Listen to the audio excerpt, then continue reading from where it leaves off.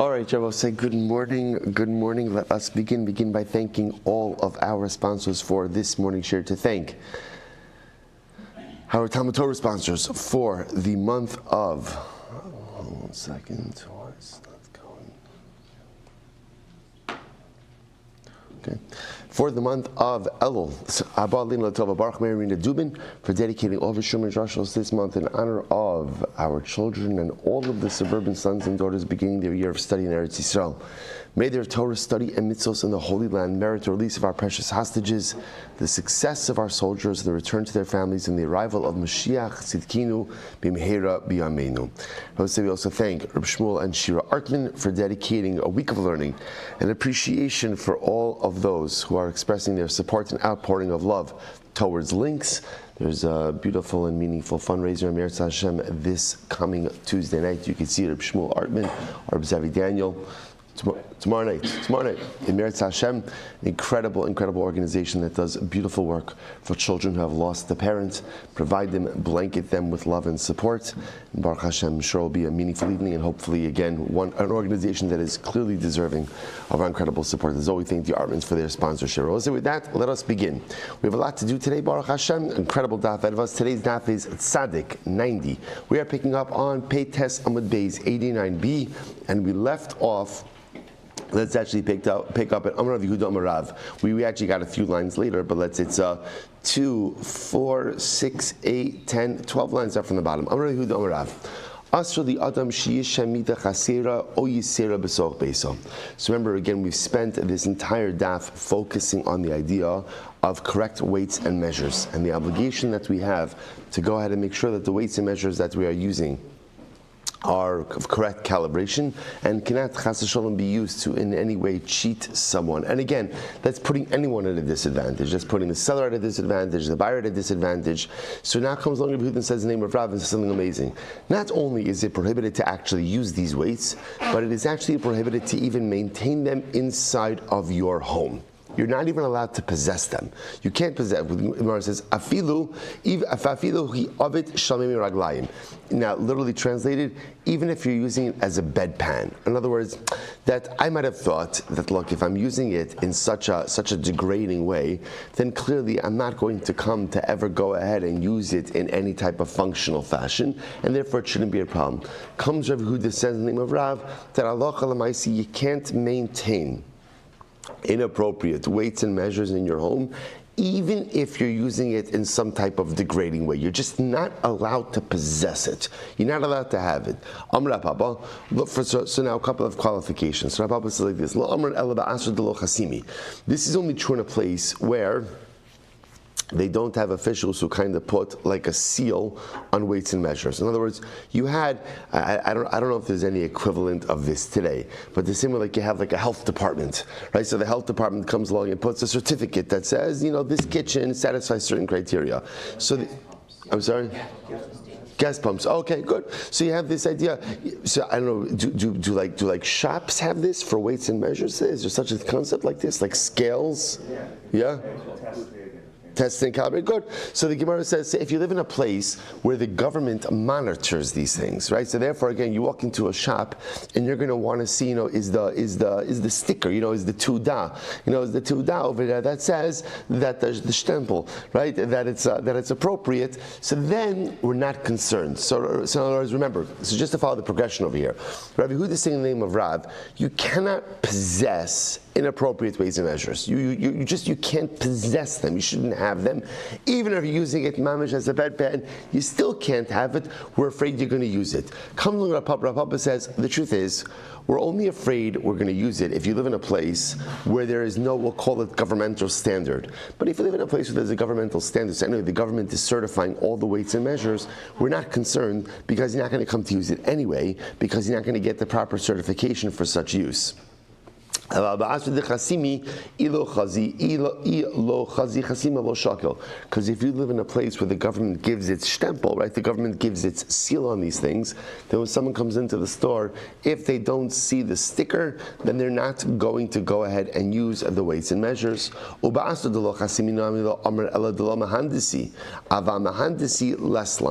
So furthermore, again, look at the Rashbam Mahandisi, Holchin Ubaim Memonim Shalmelech Livdok Es Hamidos. This is very interesting. So the Gemara now says over here as follows. And even in a place where they don't put the certification, right? They don't put the sticker.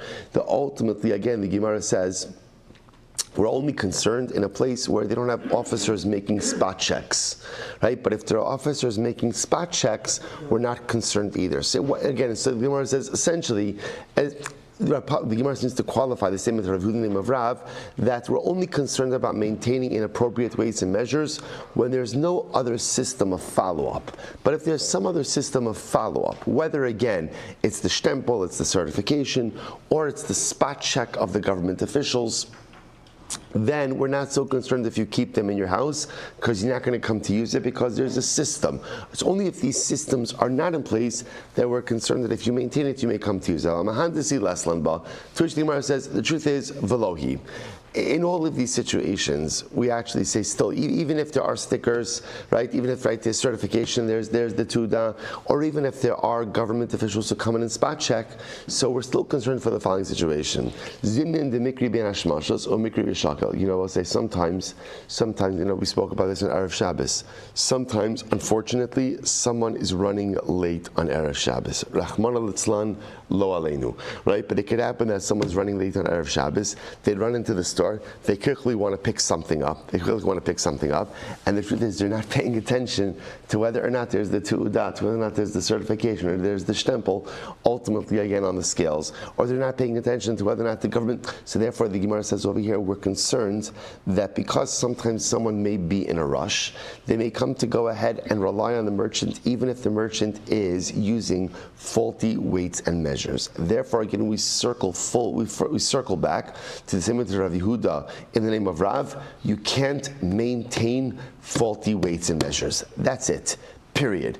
You live in a place where there is government certification, there are government inspections, there are, it doesn't make a difference. You can't maintain it in your house, even to the point that what? Even to the point that halacha l'maisa, even if you're using it as a bedpan. So you think once you're using it as a bedpan, you're not going to use it as anything else. Kamash malon, still even under those circumstances, bless you, can't maintain it in your house. Tanya amihachi, a brisa that supports this. Lo yisha adam mida chasera or yisera b'soch beso. Person should not maintain a faulty weights and measures in his house. Afilu hi avid shamei raglaim, even if he's using it as a bedpan. So the Gemara says. See from here that halacha l'maisa, even in a situation where again this price doesn't qualify it, right? It's not a din. It's not a din ultimately again. It's not a din about other inspections, not inspections. Is there tuda, not a tuda? Doesn't make any difference. Halacha l'maisa, you can't maintain it in your home. So I'll say, so this is also very reminiscent, by the way. The Gemara Masechas Avodah Zarah has a similar concept where the Gemara talks about the idea a little bit different, but just the interesting, same type of wording, which is that the Gemara talks about the people who don't have the chilik in olam haba, and amongst those individuals are the mesachik b'kovya, the gambler. We've spoken about this Gemara many times. So the Gemara talks about this idea that the mesachik b'kovya, the gambler, isn't even permitted to go ahead and maintain the dice in his home. Rather, what should he do with the dice? What should he do with it? He should go ahead and he should smash the dice. So Rabbi Soloveitchik talks about this in one of his tshuva drashas, and he discusses this idea: why does the gambler have to go ahead and smash the dice? One of the ikra is that the gambler shouldn't gamble. Why does he have to smash it? Like, why can't he just put it in the break front and just look at the dice? So Rabbi Soloveitchik says something so beautiful. He says those dice represent, they're emblematic, or they're representative, they're paradigmatic of an inappropriate lifestyle. And Rabbi Soloveitchik writes about this idea that in the world of sin, there's two components to sin. There's chet and there's derech chotim. There's the sin itself and there's the pathway to sin. Sin never just occurs by itself. Sin is often the result of a whole lifestyle, of a whole bunch of decisions. So for the gambler, those dice represent his pathway to sin. Tshuva is not just about the cessation of sin. Tshuva is about identifying what are the things that led me to this mistake. What are the things that led me to this erroneous behavior? And then identify them and stop those. Stop that. The whole goal, if I really want to become a Baal Tshuva, if that's really what, and I both say this is the season, if I really want to be a Baal Tshuva, it's not just about stopping to sin. It's identifying the ingredients that led me, the steps, the lifestyle, the choices that led me to this moment of chait and cutting it off at the pass. So therefore, Rabbi Soloveitchik says, if the gambler wants to do tshuva, it's not enough to stop gambling. What does he have to do?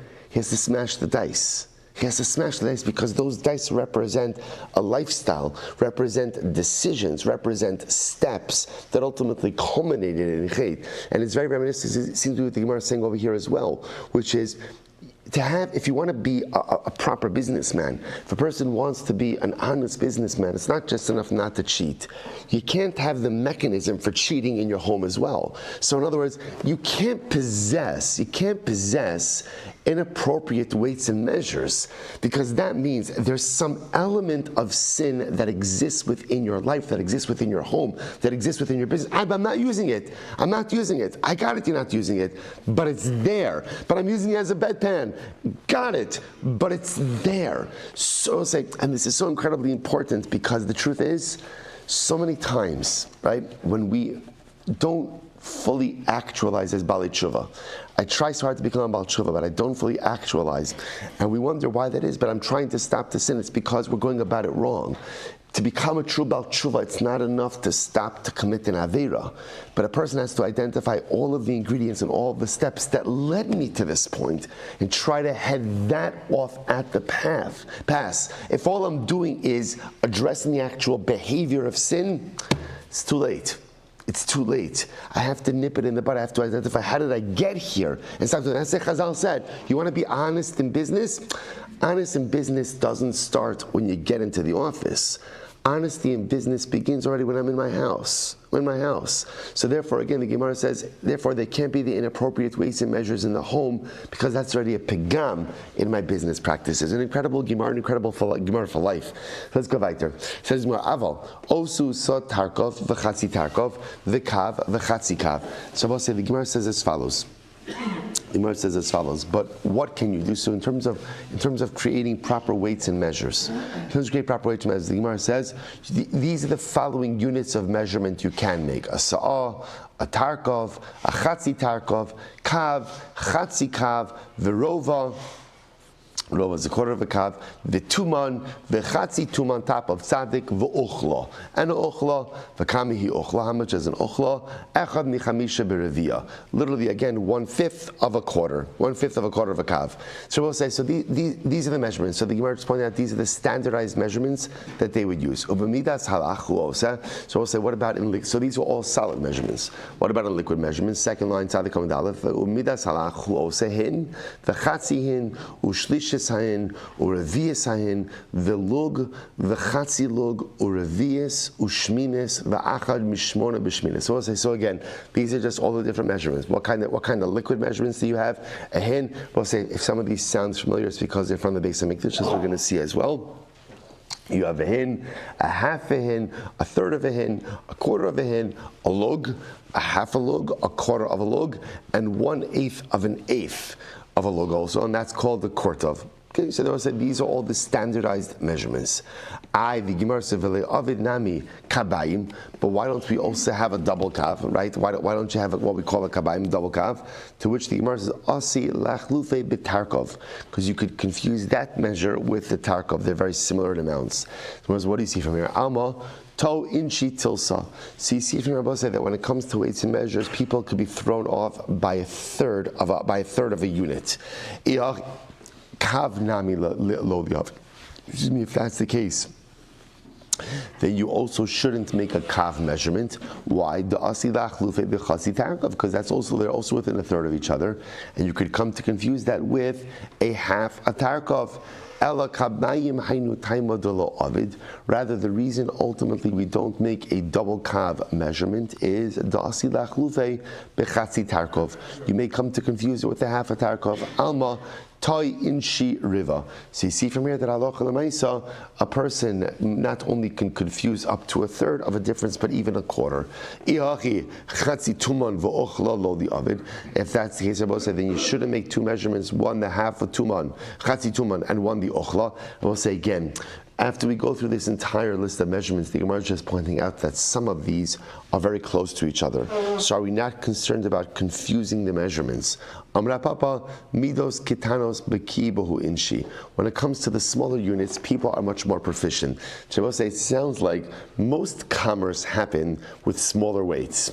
So because, remember again, I will say also, when you live in a society without refrigeration, right? So people often are not buying mass quantities of items. So therefore again, people are much more proficient with smaller weights, and therefore again, there was less confusion. Shlishis hayin urevias hayin lo li'avid. So we'll say, what about the fact that you have two measurements, a third of a hin and a quarter of a hin? Ultimately, again, that we should, those seem to be so close to each other that are we not concerned about confusion? So this is very interesting. Kevan dahavu b'mikdash lo gazru b'hu rabbanon. Those were different. Why? Because I will say those are Beis Hamikdash measurements. So because they are Beis Hamikdash measurements, therefore again, we maintain them. I b'mikdash nami ligzar. What about in the mikdash? Aren't we concerned in the mikdash that ultimately, again, the kohanim will get confused in the mikdash? Seba say this is great. Kohanim zrizin hein.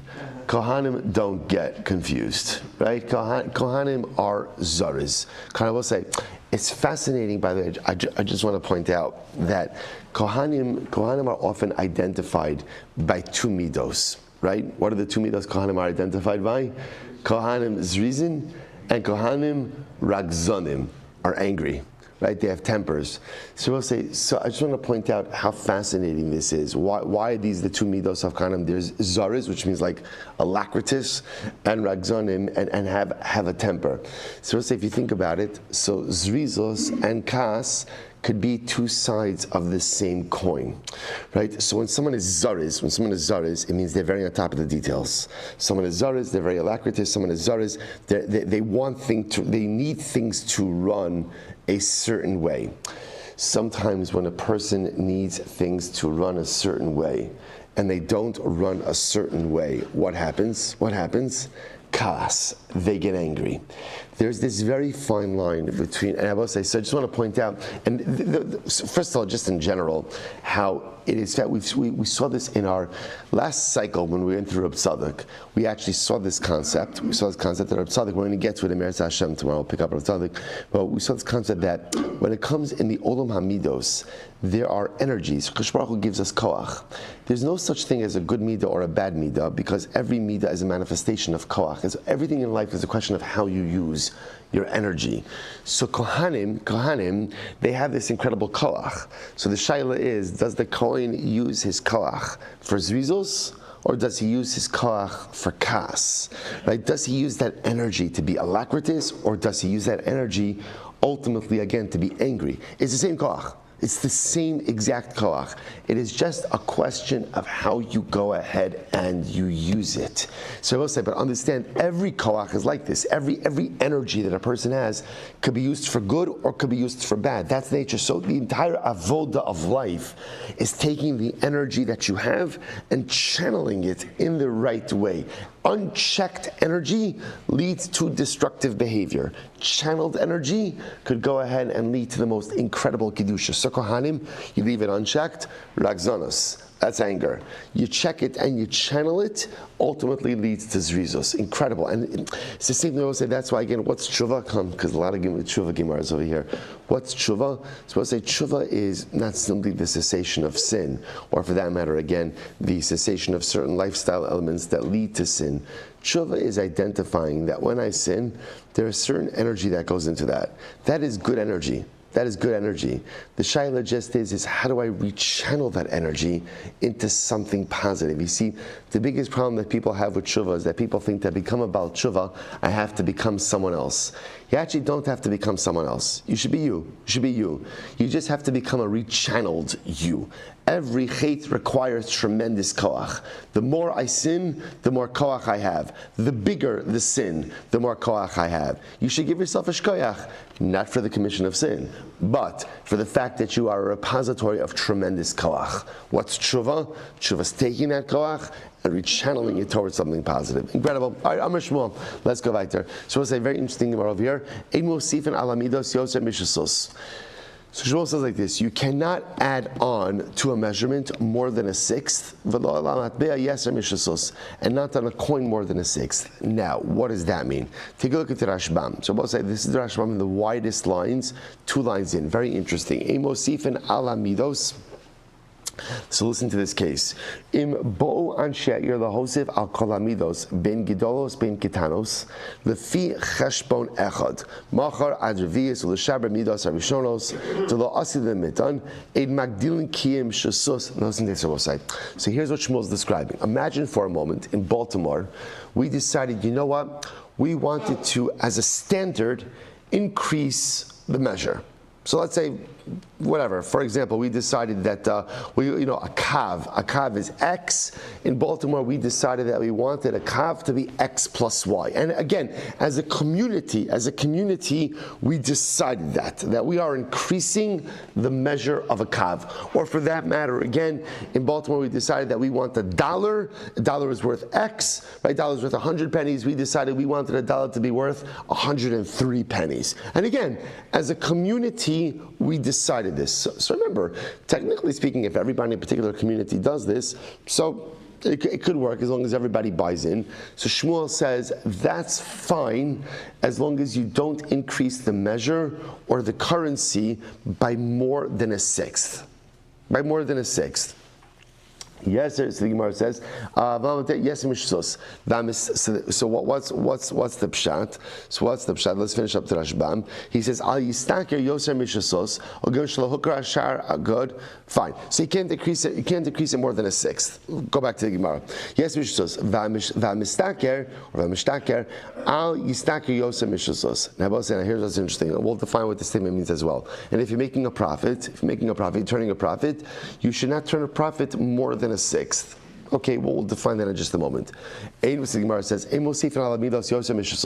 so you can't add on. So again, I will say, a community, this is not talking about an individual merchant, right? An individual merchant can't make that decision. But if the merchants collectively of a particular locale decide to go ahead and add on, they could add on. They could add on to the local measure as long as it's not more than a sixth. Now, what's the reason? My taimo. So I will say, if we are concerned with afkui tara, what's afkui tara? Look at the Rashbam. Afkui tara shemevim tvua lekan kishiru shosifu midos yokiru umishenichnas hayoker mokirin yosem michdei tosefes. So I will say, if we're concerned in general about raising prices, so maybe we're concerned again that if you start manipulating measurements or start manipulating currency amounts, you could throw everything off and potentially cause prices to go up. Shusus namilo.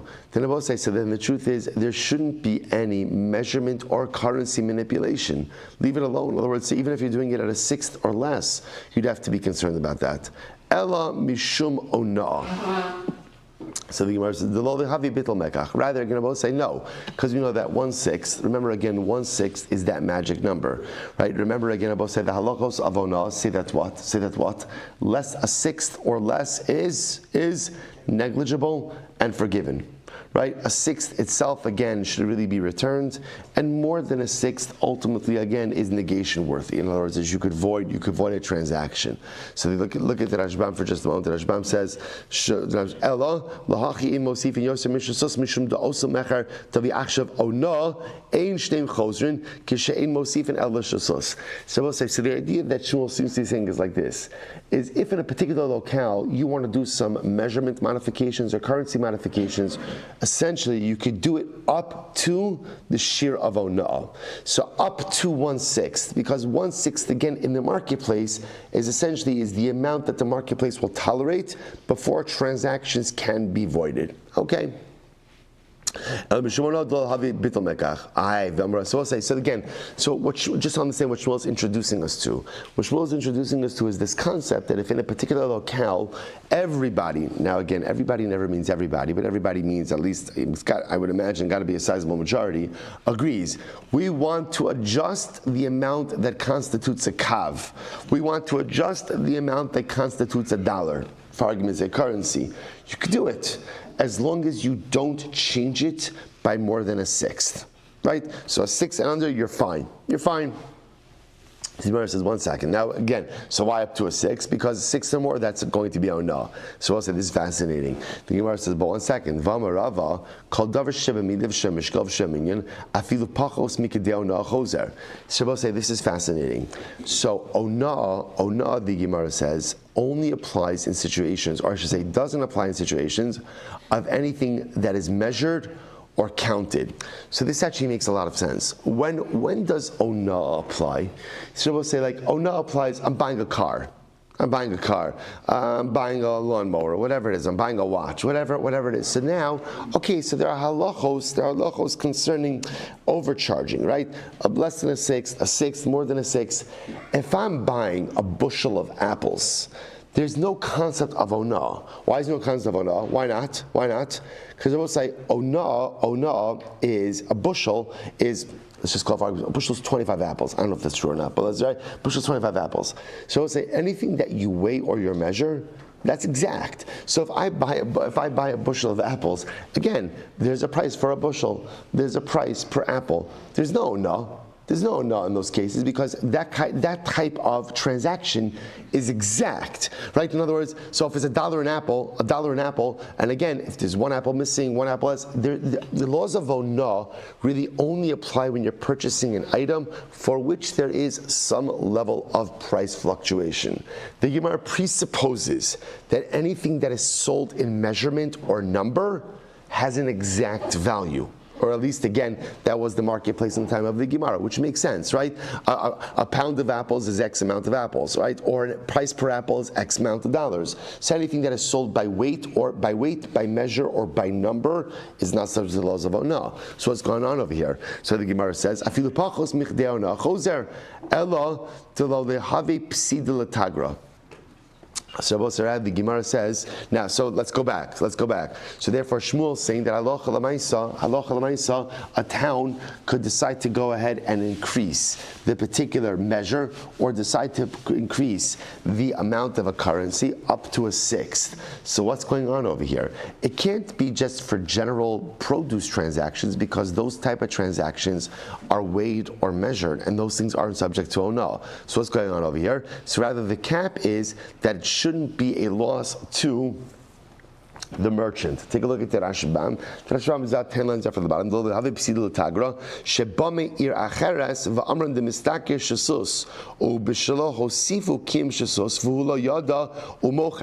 we'll say this is very interesting. What are we concerned about? See, this is fine. So if we here in Baltimore decide that where we are increasing or decreasing the amount of a kav, or increasing or decreasing the amount of a dollar, that's fine. What's the problem? The problem is if a merchant comes out of town, right? So I will say, so in general, remember again, merchants made their money how? Really made their money how? Volume. The markup was relatively low. So therefore, again, if somebody is coming in to sell stuff from out of town, and he doesn't necessarily know about our price or measurement calibration, so ultimately, again, we can only increase our amounts up to 1/6. That way, again, at least he's at a break-even point. In other words, we don't want out-of-town merchants to lose money. So because of that, again, we can only increase up to 1/6. That way, worst-case scenario, the out-of-town merchant is not going to lose money. At most, he'll break even, or at worst, he'll break even. I'm sorry. So the Gemara says, the tagra. So the Gemara says, "Psida hu dalo lihavi rav chaloboy." So we'll say, so that's very nice. So you're making sure that the out-of-town merchants don't lose money. But guess what? People are not in business to break even. People are in business to make money. So the problem just is out-of-town merchants are going to be at a disadvantage because they may come in, that's very nice that they're breaking even, but they're not making any money. Zabin v'zavin tagri. So do you think someone is called a merchant because he buys and sells stuff? Someone is called a merchant because he wants to make money. So the problem is if you change the amounts, you change the measurements, you change the value, the currency valuations, so it's fine. You might be protecting someone against losing money, but they're certainly not making money. Al-Amrav Chista, Shmuel Kra Ashkach V'darash. Shmuel found the pasuk and he darshened it. What's the pasuk? Vashekel esrim gera, esrim shkalim chamisha ve'esrim shkalim, asara v'chamisha shekel, hamana yelochem. So the Gemara over here is quoting the pasuk. Quoting the pasuk from Sefer Yecheskel. So, sorry, continues. So the Gemara says, "Mana masan va'arban." So fine.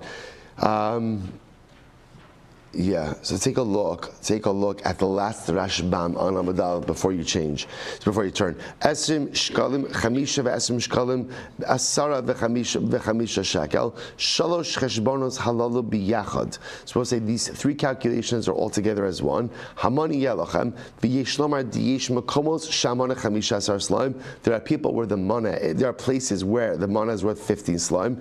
V'yesh esrim slime basu, v'yesh chamisha. So there are some places, it's interesting, where the mana is 15 selah, where the mana is 20 selah, and where the mana is 25 selah. So the pasuk is highlighting the idea that in different places, currency has different values. Some places the mana is 15 selah, some places the mana is 20 selah, some places the mana is 25 selah. Now, Amud Beis. So the Gemara says, mana Masayim v'arbon. So look at the Rashbam, top Rashbam. Mana masayim v'arbon. B'tmiya v'chi hava amana shishim shkalim dahainu masan v'arbon dinar. But is the mana really 60 shekel, which ultimately again are 240 dinar? Shekel dalad dinar v'hakaimalad mana chaf heslaim dahainu me'azuzi. So we'll say, so again the pasuk goes on, and in this calculation of the pasuk, it sounds like what the pasuk is saying is that a mana is 60 shkalim, which is 240 dinar. The problem the Gemara says is that's not true. The mana ultimately again is 25 slime, which is 100 zuzi. So the Gemara says, what do you see from here? Mana masan v'arban ela shmamina tlas shmamina. Rather, both say, what do you see from here? You see from here that halacha l'maisa again, there are these currency fluctuations. So the idea over here that Shmuel is saying is, based on the math of the pasuk, what you see from here is that sometimes currency could be valued in different ways and different places, and therefore Shmuel says halacha l'maisa, you could choose to value currency in different ways and different locales, assuming that you have the buy-in of the local population. And what is true for currency is also going to be true for weights and measures. Now again, Shmuel caps it at the 1/6, right? Why? In order to go ahead and avoid any potential loss for who? For outside merchants, right? So again, it could very well be that outside merchants who are unaware of our local customs may go ahead and end up breaking even and not turning a profit, but at least they're not losing money. Okay. Shmamina amana shel kodesh kafel haya shmamina mosifin alamidos ve'in mosifin yoster mishasus ushmamina shesusa milavar. So we'll say, so we learn three things from here. Number one, we learn that you are permitted to go ahead and add on to measurements. Number two, we learn that you're permitted to add on, but you can't add on more than a sixth. And number three, we learned about that when adding on the sixth, that is what's called milabar on the outside. But remember again, we had this Remember again, there are two different ways of calculating a sixth. So the way the Gemara essentially goes ahead and understands that milavar means, for example, I will say, if you take, because Rashi used the 25, so what's a sixth of 25 for argument's sake? So essentially you divide 25 ultimately again by 5, right? And you add on an extra fifth. In other words, you add on another fifth. So it's adding on another 5. That's considered to be the 6th. That's called milavar on the outside. Okay, beautiful. Good. So therefore again, and it seems to be halacha l'maisa that this is how the Gemara is paskening. That Shmuel and Rabbi say this is quite fascinating about the ability of a local community to change its valuations both for measurements as well as for currency. But again, the cap is going to be a 6. And interestingly enough, not really about ona'ah. Because remember, again, another important piece of information, we've seen this before, but it's interesting to reinforce it. Ona'ah doesn't apply to things that are measured, weighed, or counted, right? Because again, those items are exact, right? Those transactions are exact. And if there's something missing or something extra, even less than a 6, those entire transactions are voidable. Okay, fascinating. Let's go weiter. So Gemara says, Rav Papa bar Shmuel, Bosai Tzadik on Beis 90b, 4 lines down. Rav Papa bar Shmuel, Takin Kaila bar Tlasa Kafizi. This is very interesting. So Rabbi says, so now along these same lines, Rav Papa introduced a new measure. So Rashi says, Rashi says, Kaila is a midah, Tlasa Kafizi. So we'll say he introduced this new measure called the Kaila. It's called the Kaila, right? And it was ultimately in his Kaila, it was 3 kfizi. What's a kfizi? The Rashbam says, Tes lugin de kfiza, hukav chaser lug, tahainu gimel lugin. Okay, so he went ahead and Rav Papa. So I'll say, so in line, this is kind of building on what Shmuel said, right? So Shmuel said that in a particular locale, you have the ability to adjust weights and measures. Rav Papa seemed to take this a step further, and Rav Papa made a new unit of measurement called the Kaila. And the Kaila ultimately, again, it was 3 kfizi. Amrulei, Vamar Shmuel in Mosifin Alamidos Yoser Mishasos. But they said to Rav Papa, Shmuel said, so apparently, again, I should clarify this. The Kaila isn't a new measurement. Rav Papa essentially attached a new amount to the Kaila measurement. Rav Papa's Kaila was 3 kfizi. Okay? So they said to Rav Papa, one second. Shmuel in Mosif and Alamidos Yoser Mishsos. So ultimately, again, Shmuel says you can adjust weights and measures, but only up to a 6th. Apparently, this new calibration, this new measurement is more than a 6th. Rav Papa said, no. Ana kaila chadata takini. I'm introducing a brand new measurement. This is kaila chadata. It's a brand new measurement. So Papa, essentially, it's very interesting. So Papa was saying, Shmuel was saying, you can only adjust an already existing weight or measure by up to a 6th. Rav Papa essentially says, I'm introducing a brand new entity.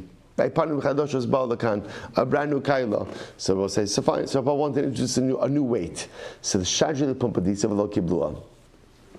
They sent this information about this new weight, this new kaila, to Pumpadisa, and at Pumpadisa they rejected it. They said, no new weight. We're not accepting this new weight and measure. Look at the Rashbam for just a moment. It's the first white line. Ana kaila charatam taknino she'in ba'ir azos mida acheres telehavit osefes v'lo yavo lidei hefsit tagar v'gam lo ptos revia. So Papa essentially said, there's no weight like this one, and therefore I'm introducing something new. Fine. So they sent it to Pumpadisa. They didn't accept it. Shadre lepapun. They went ahead and they sent it to Papunya.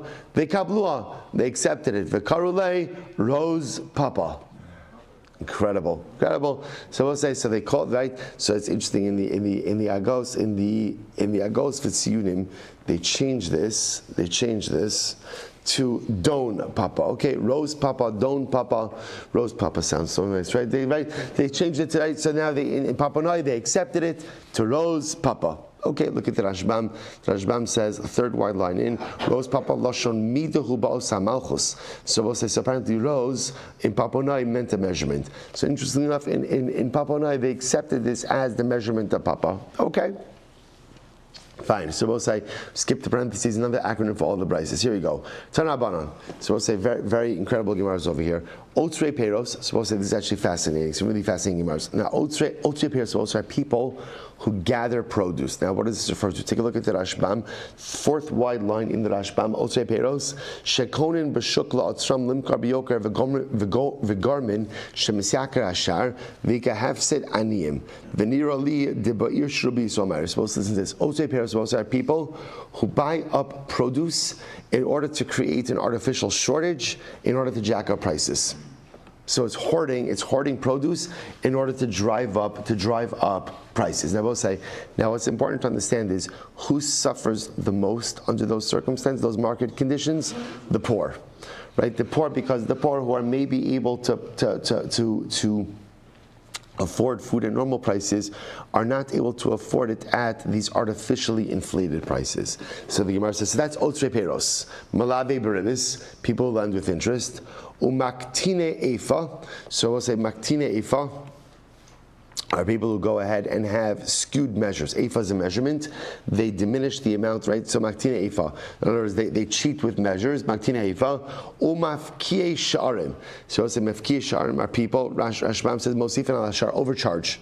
So people who overcharge, so we'll say the common denominator over here. So again, otre peros, people who hoard produce in order to drive up prices. Malave beribis, people who lend with interest. Maktine efa, people who cheat with weights and measures. Mafkiya sharm, price manipulators, drive up the price.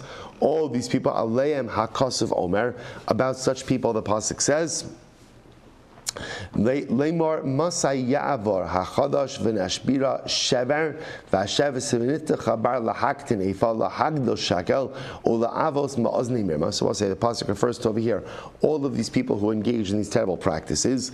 And what does the pasuk say? V'ksiv nishpa Hashem begal Yaakov im ashkach lanetzach kol ma'aseyem. HaKadosh Baruch Hu says essentially, I swear by the greatness of Yaakov that I will never forget forever all of their deleterious practices.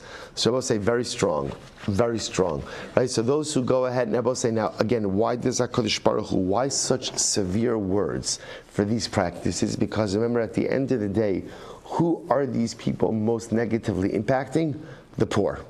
The poor, and the Ribono Shel Olam always has a special place in His divine heart for those who struggle, just like the Yasam, the Almana, the Ani, and therefore HaKadosh Baruch Hu says, I will never forget the inappropriate practices of these individuals. So again, we're focused on three people: Otre Peros, those who hoard produce to drive up prices, lending with interest, manipulating weights and measures, and manipulating prices. So otre peros, so let's listen to this, this is incredible. So now we're going to go through each of them. What's an example of people who hoard produce in order to drive up prices? So the Gemara says, Kigon man, Rabbi Yochanan Kigon shabsi otre peros. Wow. So we'll say, so like who? Like the guy shabsi otre peros. So we'll say, can you imagine? Right? He's like, I was just trying to get ahead in business, right? I was just trying to make a buck. I'll say, isn't it incredible that, saying we're all going to be remembered for something in this world. Make sure you're remembered for the right thing. Right? Shabsi, I'm sure, was a guy who had a lot of milas. Every yid has a lot of milas, right? Every yid has a lot of good stuff. But imagine, Shabsi is forever memorialized and forever remembered on Bava Basra, Daf Tzadik Amud Beis, as the guy who hoarded produce in order to artificially inflate prices. Look at the Rashbam. Kigon Shabsi Otzer Peros, Kadei Limkar La'aniyim Biyoker, Aval Kigon Da'otzer Peri B'Shas Hazol, Umochrim B'Zol La'aniyim B'Shas Hayoker. Come on. Now we'll say, we are going to see, by the way, that there are certain circumstances where you are permitted to go ahead and gather up produce. We'll discuss that. But the chap of this guy Shabsi, the Gemara says, is his sole goal. Where was he trying to turn a profit? He was dafka trying to turn a profit on the poor. In other words, he hoarded produce up to drive up the price, and then he could sell to everyone, including the poor, at an elevated price. Incredible. Avud. So the Gemara listen to this. Avud Shmuel's father, Mazbin Luhu Leperi B'Tara Charfa Kitara Charfa. So we'll say, interesting. The father of Shmuel, what he would do is he would go ahead and he would sell produce at early prices, right, throughout all of the sales season. Now we'll say, now interesting. If we take a look at the Rashbam says, "B'tara charfa." B'shara muktam, tainu b'shas hagoren, ki charfa b'zol kedeshim karu gama kol v'izdalzal hashar kol hashana. So we'll say, listen to this. So the father of Shmuel, now we'll say, so apparently the way it works is like this. In the beginning of the harvest season, right, so produce is generally less expensive. Why? Because there's more supply. As you get further from the harvest season, there's less supply, right? Same amount of demand, and therefore again prices go up.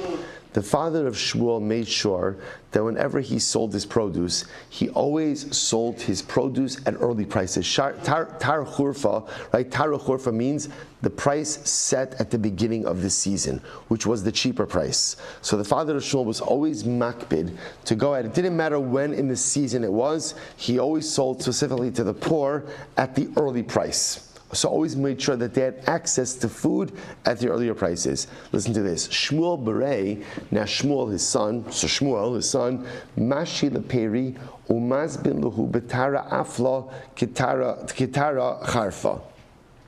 So Shmuel is saying what he would do is, so this is very interesting.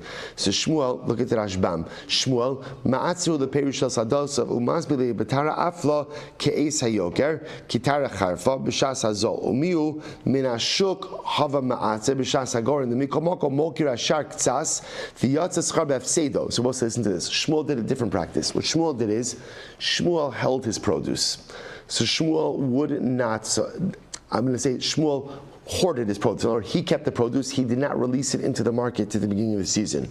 Now why did he do that? So that later on in the season, when supply was diminished, he would then put his produce onto the market, but he would sell it for the earlier cheaper price. So essentially, both father and son were doing the same thing. They were making sure that the poor had access to food at early season cheaper prices. But interestingly enough, they did it in different ways. Shmuel's father, Avua de Shmuel, released his produce into the market from the beginning and made sure to always sell his produce at the lower market value, even later on in the season. Shmuel hoarded his produce, he kept it, only released it later in the season when ultimately, again, when there was less supply, and therefore ensured a supply to the poor even at the early season prices. So the Gemara says, Shalchu mitam. So we'll say who had the better practice. Shalchu mitam said from Eretz Yisrael, Tava da'aba midabra. What Shmuel's father did was better than what Shmuel did. Why? My taima tara de ravach. So we'll say here's what happened. The Rashbam pointed this out.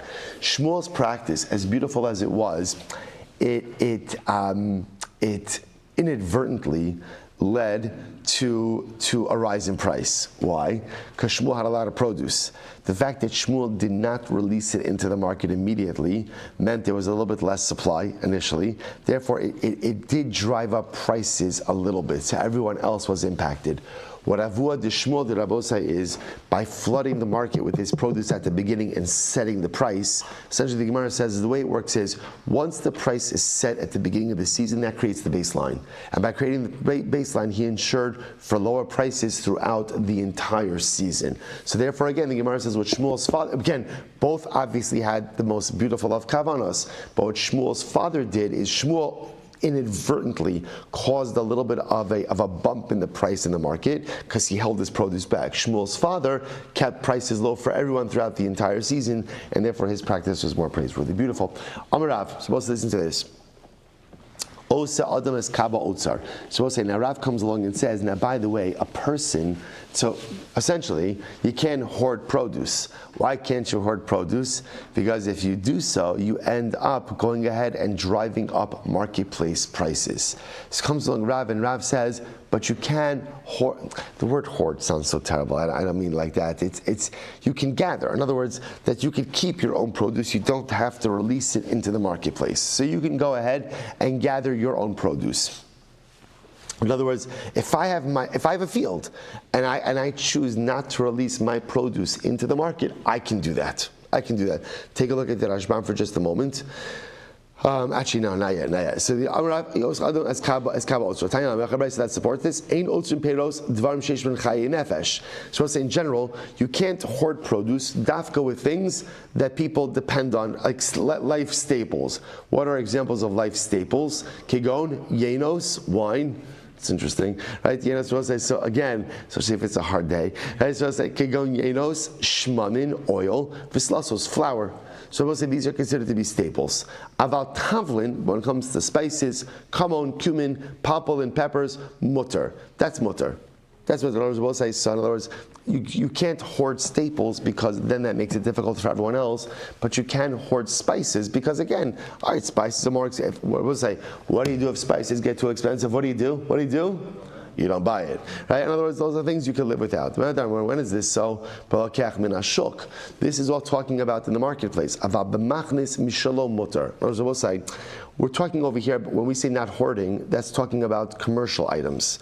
What you do with your own, vegetable garden, you have your own field, and you don't want to, you want to keep that for yourself. You don't want to release it into the market. That's your business, right? In other words, that's your own business. You could do that. That's mutter. Furthermore, the adam la'otzer peros be'eretz Yisrael gimel shanim. Furthermore, if you live in Eretz Yisrael, there's another time where you are permitted to go ahead and keep produce for yourself. Hoard it. When are you allowed to hoard it? Right? Erev shvius u'matzei shvius. Right? This is incredible. Year 6, year 7, and year 8. So remember again, I will say that's the Shemitah cycle. And in the Shemitah cycle, halacha l'maisa again, everybody's entitled to ensure that they have enough to eat. So therefore, you're allowed to keep your produce for yourself those 3 years. Ubisheni besuras, Rabbi said, listen to this. Now, in the years of famine, this is incredible. Afilu kav charuvin lo yatzar. Even a kav of carobs, you should not hoard. Why? So Rabbi said, it's incredible. In years of famine, the market is incredibly sensitive, right? So it's sensitive to any perceived shortages. So therefore, again, when it comes to years of famine, even carobs, right, you shouldn't go ahead and withhold for yourself. Why? Because if people even sense that there's a shortage, even of carobs, ultimately it'll cause the market to go crazy. I'm going to lay Rabbi Yossi Barchanina Lepuga Shamei Pok Atzali Peri Shalosh Shamim Erev Shvius Ushvius Umatzei Shvius. And in fact, again, Rabbi Yossi Barchanina said to Puga, his shamis, go out and gather, right? Gather for us produce in years 6, 7, and 8. So we'll stop over here for today, but just understand. So again, as much as halacha l'maisa, one is not permitted to hoard produce, lest it go ahead and drive up the pricing. Halacha l'maisa, we see that there are certain exceptions to that. We are allowed to watch out for your own needs. The halacha l'maisa and how this actually plays out societally. We'll say incredible Gemara tomorrow. Shkoyach.